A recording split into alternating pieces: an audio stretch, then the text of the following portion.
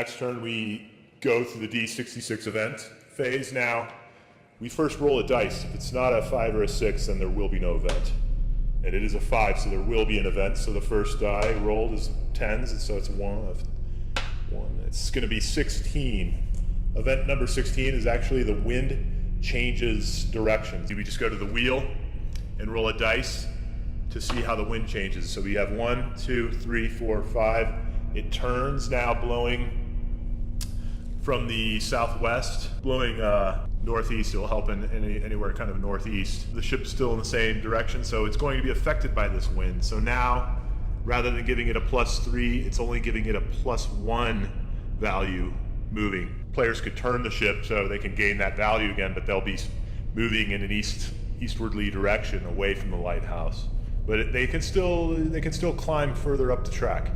We'll talk about that later. In phase 2, we have the water rising. So there is now 1 hole on the boat. So 1 water does flood into the galley section.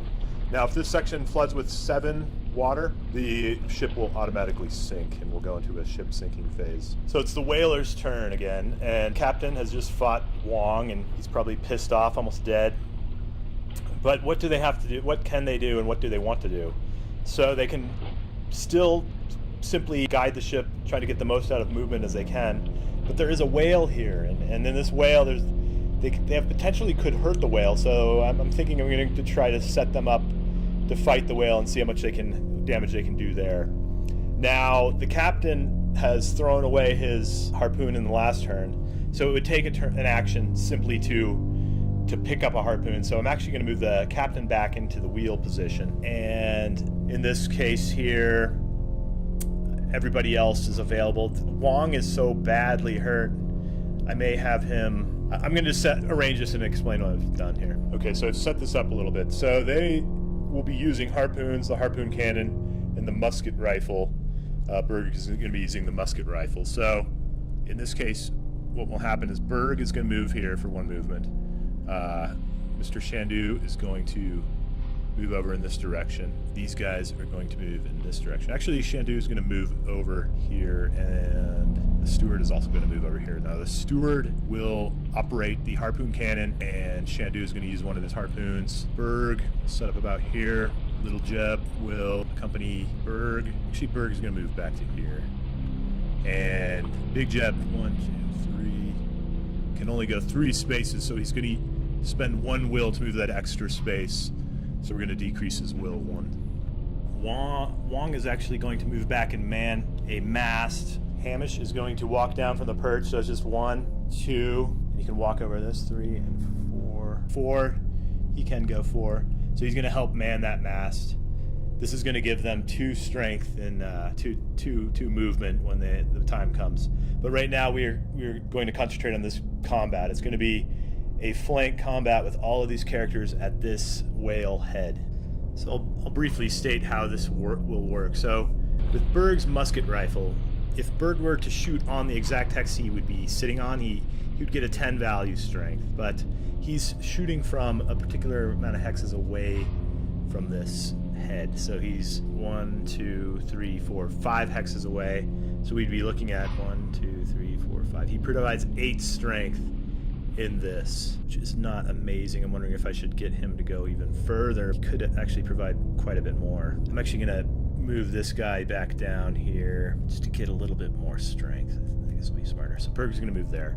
I'll give Jebediah his will back. Mr. Shandu is going to launch or throw his harpoon from here. So it's 1, 2, 3, 4, which doesn't give him a grade. It's only 1 value strength plus his strength of 7, so he's only giving an 8 value there. And then we have the steward operating the cannon underneath this, which is 1, 2, 3, 4 hexes away. He's providing 10. We have 18. And then these 2, Jebediah and Fiery Path, are both launching their harpoons from 3 hexes away, which is going to give them both 3 each. So 6 plus their strength of 7 each, which is 14, so they're providing 20 strength. And then we have Little Jeb's harpoon, which is not going to be much, but 1, 2, 3, 4, so he's going to get 1 plus his strength, so it's 5 there. And last, we have Berg and his musket rifle, which will be 1, 2, 3, 4 away, which will provide 12. So 5 and 12 will be 17 from them. The whalers have 55 value launching at this whale. They roll the dice. So they rolled a 6, so this doubles that for them as well. So that adds another 6. So they have 55 plus another 12. So they are at 67. The whale, which is a strength of 40, will roll just a 3, so it just has 43. The difference between 67 and 43 is 24, so the whale has to take 24 loss here. Looking at the whale, I think I'll take it off of the will and some strength, but I'll take all the will off. When removing strength, if it has more than one counter, like a head and a tail and a mid-sectioner, each section will lose the same amount if taking away from strength. So in this case, I had to take 4 away from both head and tail, giving it a 36 and a 21, and I took away all of its will. I actually did not use Big Jeb, so what I think I'll do is I'll reverse his action. He just could not reach with his harpoon, so he's actually going to go past the fungus down into the galley and try to clean up some of this water. So his strength is 8. He's going to have to roll on the fixing ship table at a strength of 8 plus a d6. Incredibly lucky, he rolled a 6, so he gets an additional 6, so 12 plus 8 is 20, and we refer to this value, so 20. If he was fixing a mast, he would get 7 strength, but he's trying to do water, so he can remove 2 flood tokens. There's only 1, so he's only going to remove the 1. And he can fix the hole, so all that he had to do was be in the galley to fix the hole and clean the water. In an advanced game, you need to be adjacent to the water. He just needs to be in the galley, so we remove the water token and then also erase the hole from the ship sheet. So all of these characters in this area through the harpoon were involved in this attack. Jeb helped clean the water out. Now these characters are going to help with steering and manning the mast. So they are manning a mast, so you have 2 people manning this mast and 1 the wheel. So we have a +2 here. But what they're going to actually do is they're going to actually try to turn so they can use the wind. So these guys are actually going to steer right now. In steering, we refer to this table, the steering the ship. We roll 1d6 and add our modifiers. So we have +2 for 1 manning the mast, 1 manning the wheel. And then we also gain a +1 for the wind being in this direction. So we have a +3, and we will see what we can do. We would have automatically been able to do the turn that we wanted to do, but I wanted to roll anyway. I got a 1, so with the 3 that I already had, +1, I get 4, so I can actually turn the ship in one direction. Now we can kind of see other faded wave lines. These are to help us turn the ship. So I can turn one direction. I'm going to go into a northeast direction here. So I'm turning it so the back of the ship lines up here. We want to line up with the hex lines, with the hexes. And so we can see, so this is how we've turned. And we actually might get some luck, or not luck in this case, and hit the whale when we move here. So we move here now that we've moved in this direction. So now we're gaining our +3 again with the wind, and we'll move directly into the ship movement phase as everyone's taken an action. So we have +3 for the wind with this wind, and then we have +2 with the man mass and the wheel. So we're at a +5.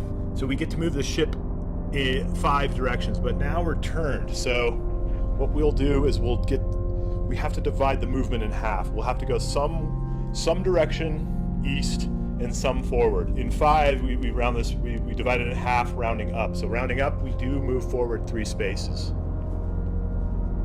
But then we also must move 2 spaces east. So that is how that has been moved. Now, this whale will move in the opposite direction. Now, if it hits the ship, there will be a battle with the ship, so it may even create a hole just smashing into it. So we must go 3 this direction, so it does hit the ship in this area here. So a combat against the ship will happen, and it will not be moved further. If it hits the ship, it will stay there adjacent to it. But we will have to conduct that combat. But we also know that it's going to move 2 in the opposite direction. So we can move and conduct this. We can move its 2 at this time as well. It's only going to combat the ship the 1 time. We have this now hitting there. So we'll combat the ship, and it will create a hole because it's that gigantic. So it's rolled a 5, so it's rolled a 41.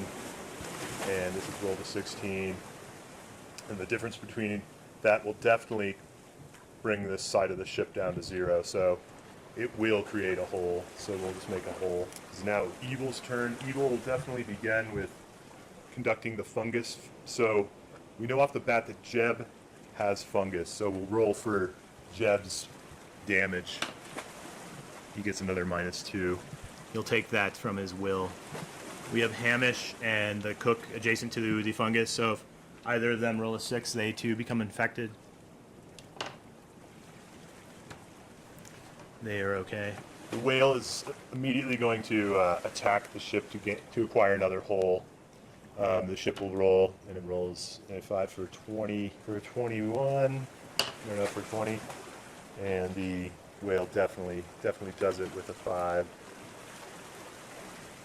And now the whale will get out of there, so it can be a bit safe. I want it close enough so it can kind of come back in and smash it again.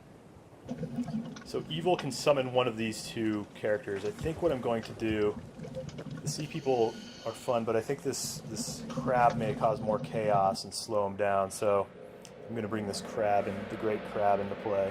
The great crab immediately climbs on the side of the ship and moves in to attack the captain. Conduct that combat there. So we have the great crab at 20. The captain, when he was possessed, he did end up throwing all his items out off the side of the ship, so he's only at 8. The great crab rolled a 22, and the captain rolled a 3 for 11. Now I'm considering I'm going to actually use a will to try to re-roll, because if he can get a 6, it can change things. He did not. He got a 4, but so he's got a 12 to the 22. He must lose 10 value, which is tough for the captain. Going to go down to 4 speed, 6 strength, 0 will. Evil then draws from the cup. It's a new evil that can come into play. That's a hurricane that we can bring into play. All right, that brings us to the end of the second turn.